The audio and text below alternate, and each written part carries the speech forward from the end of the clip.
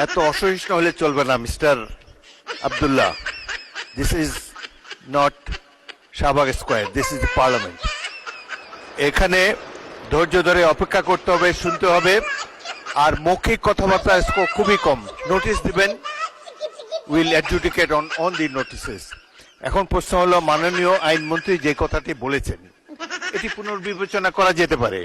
আপনারা দরকার হলে নিজেদের মধ্যে আলাপ আলোচনা করে পরবর্তী অধিবেশনে একটি সংশোধনী বিল আনেন, সেটি নিশ্চয়ই সরকারি দল বিবেচনা করবে। এবং আরেকটি কথা হলো যে সংসদের পরিবেশটা আমরা একটু ভালো রাখি। সংসদের চমৎকার বিভিন্ন, এত বড় একটা জুলাই অভ্যুত্থানের পর এই সংসদ গৃহীত হয়েছে, এমন একটা ফেয়ার ইলেকশনের মাধ্যমে আমরা সবাই এখানে এসেছি। এত বড় বিরোধী দল খুব কমই এসেছে, ৭৭-৭৮ জন, বিরাট ব্যাপার একটা সংসদে। সুতরাং আমরা এই স্পিরিট অফ কোঅপারেশন নিয়ে সামনে এগোতে চাই। আপনাদের আপত্তি অলরেডি বিবেচনা করবেন বলে আইনমন্ত্রী বলেছেন।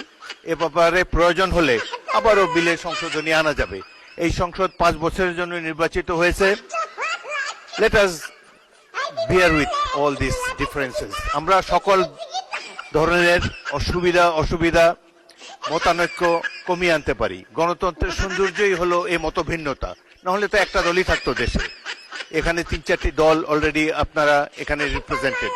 সুতরাং আমি স্পিকার হিসাবে আপনাদেরকে অ্যাসিওর করতে পারি, I will do my best to see that opposition gets is due. এটা আমরা নিশ্চয়ই চেষ্টা করব।